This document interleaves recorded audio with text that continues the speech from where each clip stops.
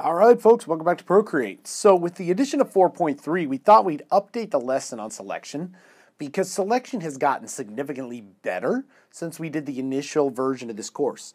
So this is updated for 4.3, so let's go ahead and get started. Now, we're going to make this super easy.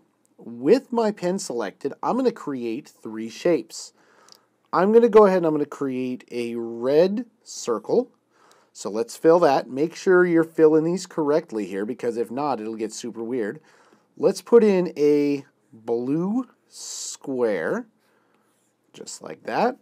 And let's do a bright yellow rectangle. So actually we'll make it a triangle. That way we don't confuse the square and the rectangle.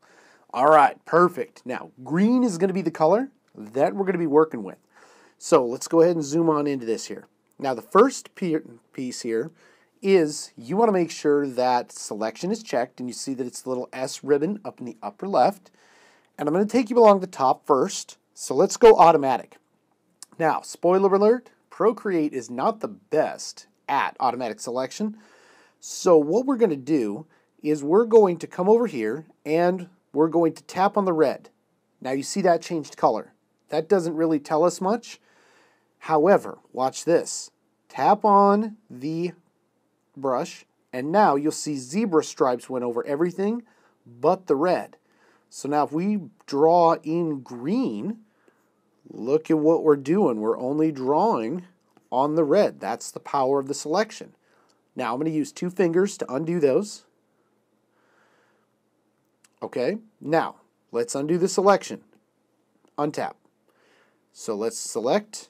Now we're going to choose automatic. We're going to tap on a red circle again. But now, watch what happens along the bottom side of the selection menu.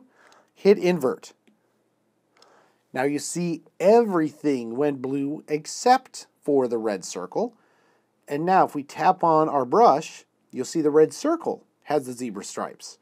So now if I draw, you'll see it's going everywhere but the red circle. So that's how you invert a selection. You make the automatic, and then you just tap the invert. Now, I'm going to use two fingers to undo that green line, and I'm going to undo my selection. Perfect. Now, let's say we want multiple selections, right? So, I'm going to show you freehand now.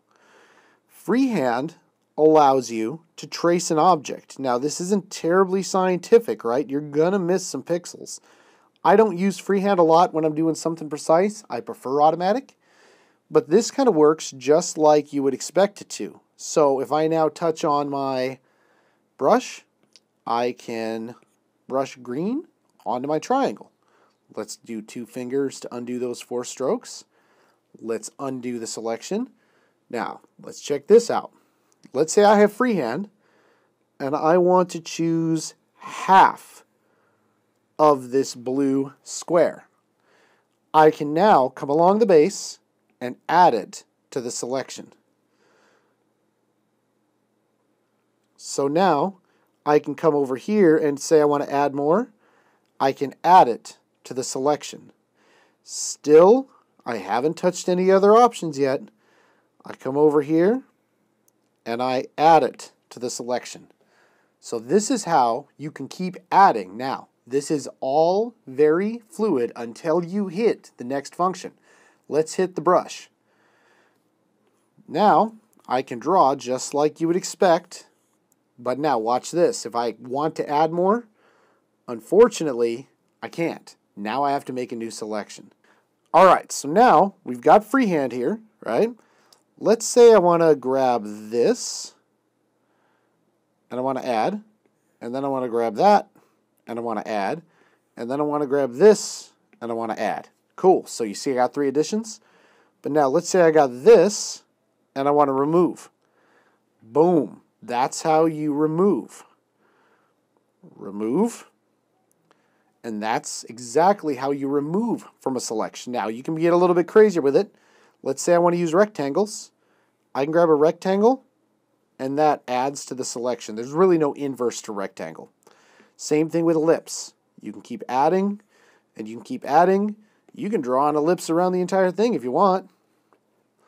Now, let's say here I want to remove some of this. You draw your own rectangle, and remove. That's it. So you see now we're able to write green over top of it. So that's a little bit on the selection tool. Let's take a look and see if we missed anything. Let's say that you have a selection now. Let's do one more. I do an automatic selection, and I want to do that, and I want to clear it. That's all I have to do now. Now if I have an automatic selection, I can also feather it. Now watch this. See how you get a really nice feather on this thing? This is used when you want a selection, but you want the flexibility of being able to get kind of a fuzzy line because maybe you're doing a composite and you don't want it to be a hard line. Because now, notice where my green is going to start, how it now fades in really nice. I use feathering quite a bit to avoid those hard edges when I'm doing freehand selection. All right, that's a little bit on the updated selection tool. Figured I'd make this video since the original Procreate had been out a year, and we'll see you in the next one.